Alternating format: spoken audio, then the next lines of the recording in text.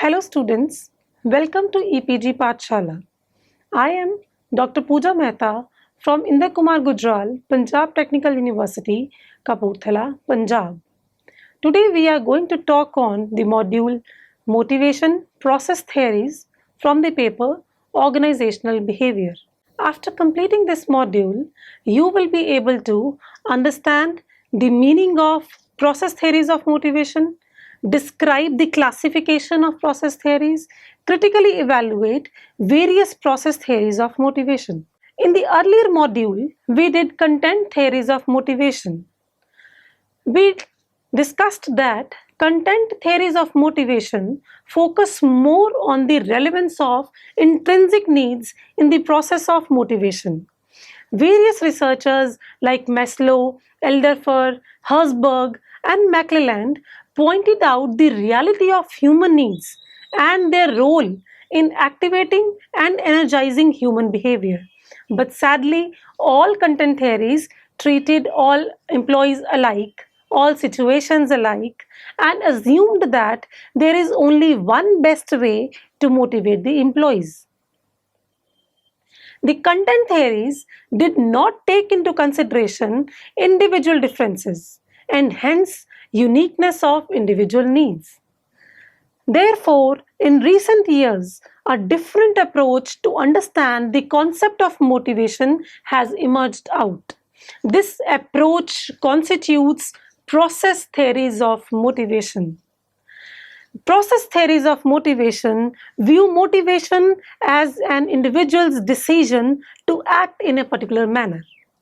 Process theories of motivation try to identify the variables that influence an individual's level of motivation and the relationship between such variables. Classification of process theories of motivation. There are four process theories of motivation: expectancy theory, equity theory, performance satisfaction model, and goal setting theory. We will discuss each theory one by one in this module. Students, we are now going to discuss first process theory of motivation, expectancy theory. The expectancy model of motivation was propounded by Victor H. Vroom. This theory is classified as process theory because the theory attempts to identify the relationship between the variables which affect individual behavior. Vroom's expectancy model established that motivation of an individual depends upon the strengths of his expectation that a certain act will lead to desirable outcome and the degree to which that outcome is preferred by the individual. Major contribution of this theory in the concept of motivation can be described in terms of identification of various forces that motivate an individual to perform on the job. There are three variables which are explained by the expectancy model. First variable is valence, second variable is expectancy, and the third variable is instrumentality. This model postulates that motivation is multiplier of all of these three variables. Therefore, in order to motivate an individual, all of these three variables must have positive values. If any one of these variables becomes zero, motivation level of that individual will also be zero. Now we are going to discuss the three variables one by one. Valence. Valence refers to attraction of the outcome to an individual. Valence is the strength of an individual's preference for a particular outcome or reward. Valence is a subjective phenomena and therefore it varies from person to person. Value of valence ranges between -1 to +1. If an individual prefers to achieve some outcome, in that case, valence will be positive. If an individual does not prefer to achieve certain outcome, in that case, valence will be negative. And Valence will be 0 if an individual expresses indifferent attitude towards the achievement of the outcome. Therefore, it can be said that in order to motivate an individual for certain outcome, valence of the reward associated with the outcome must be positive for that very individual. Now we will discuss the first variable of Vroom's expectancy theory, which is expectancy. Expectancy is also called effort performance probability. It refers to the extent an individual believes that certain level of efforts made by him will lead to the achievement of desired level of outcome or completion of the task. Since it is a probability, its value will vary from 0 to 1. If an individual believes that probability of achieving the desired level of performance is 0, that is, if an individual feels that he will not be able to achieve certain level of performance, no matter how hard he works, he will not even try to put efforts. On the other hand, if a person believes that probability of achieving the desired level of performance is positive, he will try more harder to achieve the desired level of outcome. Second variable is instrumentality. Instrumentality is also called performance reward probability. Instrumentality is the expectation of an individual that his performance will lead to desired reward associated with the performance. Instrumentality also varies from 0 to 1. Instrumentality will be positive if an individual believes that after achieving the desired level of performance, he will get the rewards associated with it. Whereas instrumentality will be 0 if a person believes that desired level of performance will not lead to desired rewards. Vroom's expectancy model is described in the exhibit given here. In this exhibit, we can see that first level outcome is the performance and second level outcomes are the rewards associated with the performance. This diagram explains the relationship between motivational force, expectancy, and instrumentality. If an individual believes that a particular level of effort will lead to the desired level of performance, that is, if he believes that by putting certain level of efforts, he will be able to achieve first level of outcomes, only then he will be motivated to put efforts. Further, if he believes that first level outcomes will lead to second level of outcomes, that is, if he believes that by obtaining particular level of performance, he will get the rewards associated with it, only then he will be motivated to perform that very level of performance which is required to achieve the rewards. Critical analysis of Vroom's expectancy model. Vroom's expectancy model was appreciated on the following grounds. This model is very useful in understanding organizational behavior. This model also explains how individuals' behavior is influenced by his goals. This model is a cognitive theory which assumes that human beings are rational. They can anticipate their goal achievement and amount of efforts required to achieve those goals.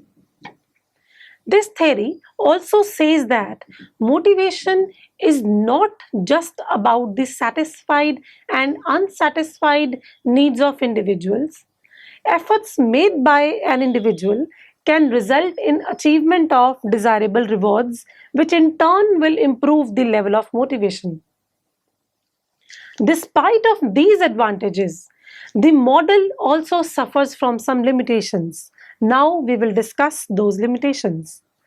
This theory is very complex and hence it is very difficult to practice in the organization.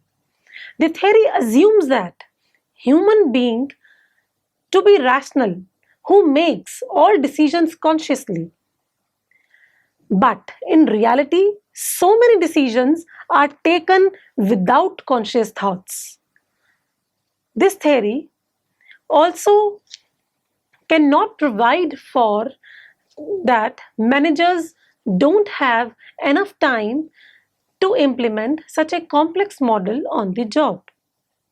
The next theory of motivation is equity theory of motivation. Equity theory of motivation was proposed by J. Stacy Adam.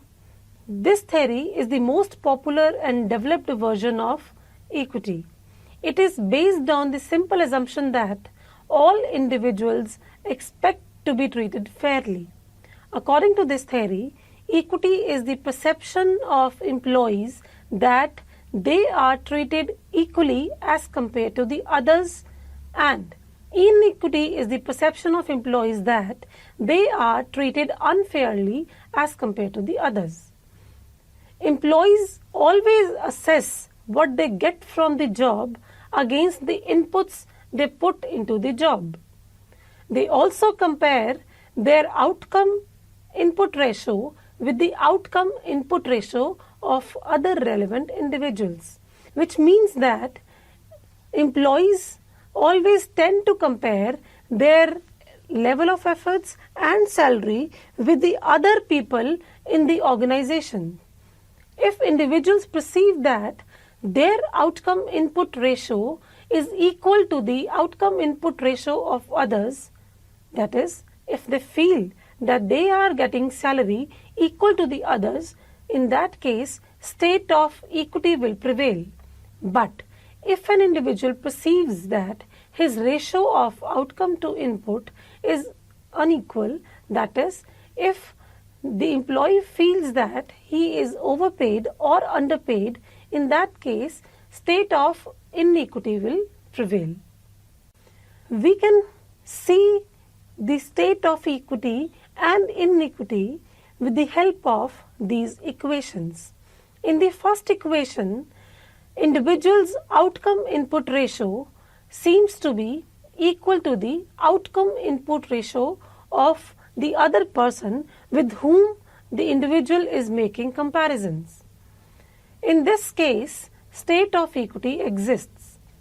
In the second case, individual finds his outcome input ratio more than the outcome input ratio of his referent. In this case, inequity prevails because the individual is overpaid. In the third equation, individual's outcome input ratio is lesser than the outcome input ratio of his referent.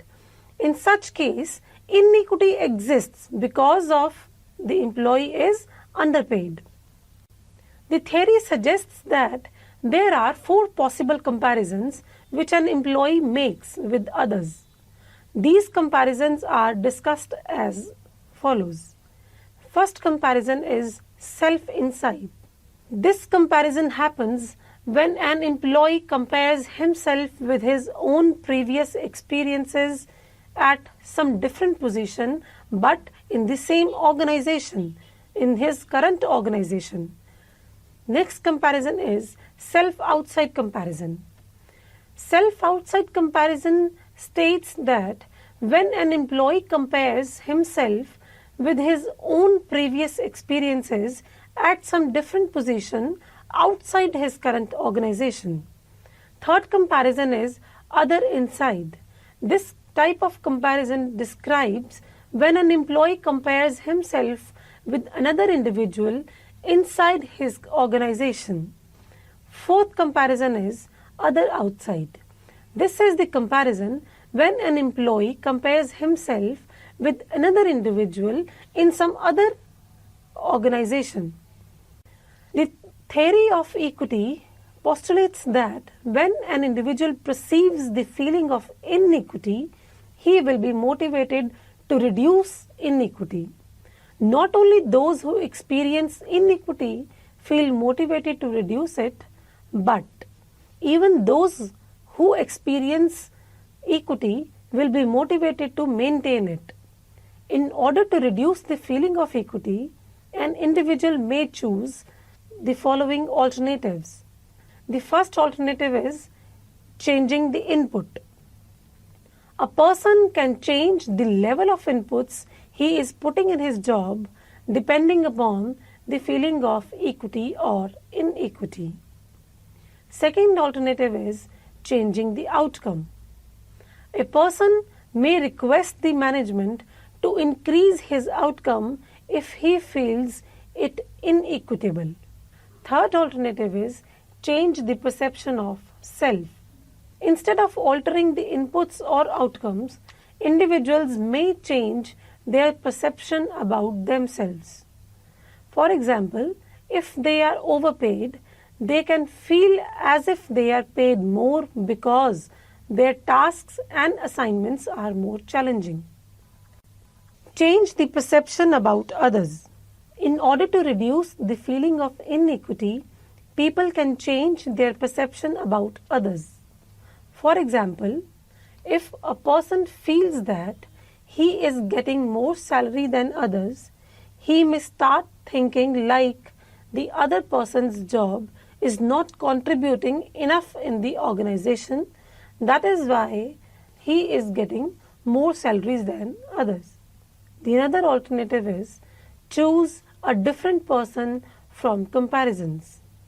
If comparing one with a specific person results in the feeling of inequity, one can also choose somebody else for the purpose of comparisons. The last alternative is leave the situation. A person may finally withdraw himself from the situation which produces the feeling of inequity. Now we will discuss critical analysis of equity theory. Critical analysis of equity theory will include advantages and as well as disadvantages of this theory. Equity theory adopted a realistic approach of motivation in an organizational context. The theory proposed that individuals are not only concerned with the rewards they get for their efforts, but also fair treatment they get in comparison to the others. The theory recognized the importance of self and social comparison in the process of motivation. It also assumes that motivation is not just based on the actual circumstances, but perceived circumstances also matter a lot. But in reality, this concept of equity is not preferred by all. Many difficulties may have to be countered while implementation of equity theory. For example, how does a person will choose different person for comparisons? How can management evaluate an individual's perception regarding input-outcome ratio? Due to such difficulties, this theory becomes very complex and difficult to implement. The next theory which we are going to explain is Porter's and Lawler's performance satisfaction model of motivation. Porter and Lawler gave an inclusive theory of motivation. The theory explained that an individual's motivation, level of performance, and satisfaction are separate variables, but they are related to each other in different ways. Porter and Lawler's model of motivation matches the Vroom expectancy model to a large extent. This model can be explained with the help of the figure given here.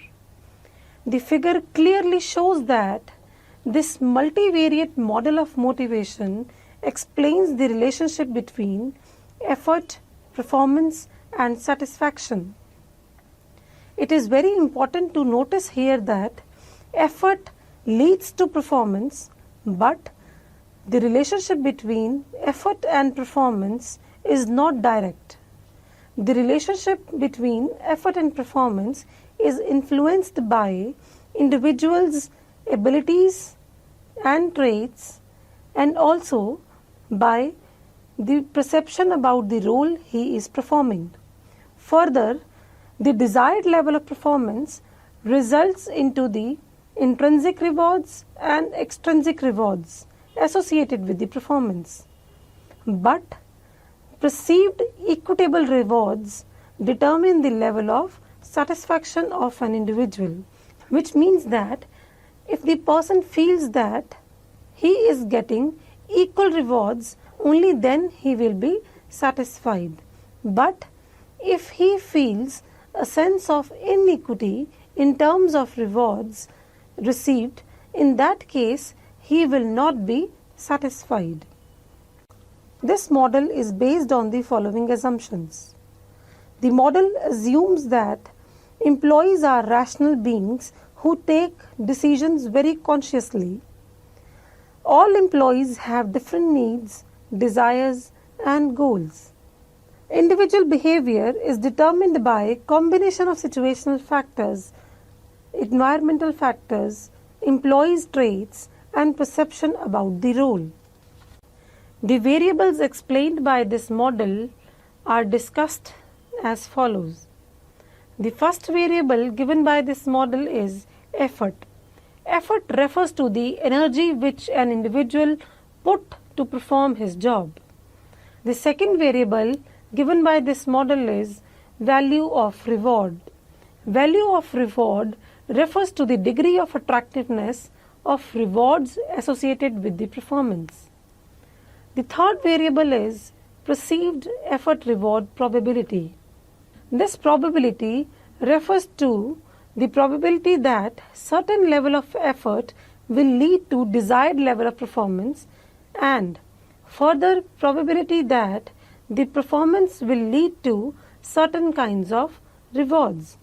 If the probability is positive, only then individuals will decide to put certain level of efforts.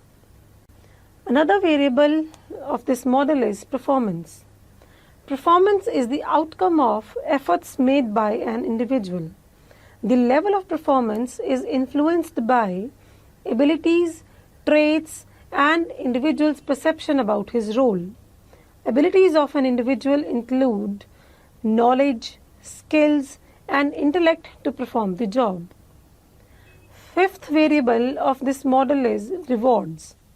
Performance leads to two types of rewards, intrinsic rewards and extrinsic rewards. Intrinsic reward is inner feeling of achievement and accomplishment associated with the performance. Extrinsic rewards are given by the organization in the form of incentives, recognition, and promotion. Last variable of this model is satisfaction. Satisfaction will result from both intrinsic as well as extrinsic rewards, but the level of satisfaction will be determined by the perception of an individual that he is getting the rewards which he actually values or needs. Porter's and Lawler's model is very important for managers as it provides some guidelines to motivate the employees. These guidelines are: number one, before assigning the job to an individual, his abilities and traits must be matched with the requirements of the job. This model suggests that role of an individual should be carefully defined to them and ensured that they understand their role very clearly. The level of performance expected by the employee should be conveyed to him in concrete terms, and it should be ensured that expectations are realistic and attainable. The model also provides that we should always ensure that rewards associated with the performance are valuable to the employees. The next theory which we are going to discuss is goal setting theory. The goal setting theory of motivation was given by Edwin Locke. This theory proposed that an individual's intentions to work towards a goal are the major source of motivation to an individual. Goals motivate an individual to a great extent than any other variable. Goal setting theory emphasizes on the following main points. First is, if an individual accepts the difficult task, he will work harder to achieve high level of performance. Second is, individuals perform better when feedback is given to them regarding how well they are progressing towards their goals. This is because feedback helps in identifying the gaps between the desired performance and the actual performance. Goal setting theory also proposed that if employees are allowed to participate in the process of goal setting, they will be committed more to their goals. This is because people always express high level of commitment to the tasks which are assigned to them with their consent rather than arbitrarily. Goals define in concrete terms what an employee is supposed to do and how much efforts are required to put. Goal setting theory suggests that specific goals increase the performance than generalized goals. In addition to this, difficult goals, if accepted by an individual, result in higher level of performance than the easy goals. This theory also recommends that feedback about the performance leads to improved performance of an individual. Therefore, as per this theory, feedback constitutes the significant element in the goal achievement. The goal setting theory further suggests that in addition to the feedback, following factors influence goal performance relationship. The first factor is goal commitment. Goal setting theory assumes that employee is committed to the goal. That is, he believes that he will be able to attain the goal and he wants to attain the goal.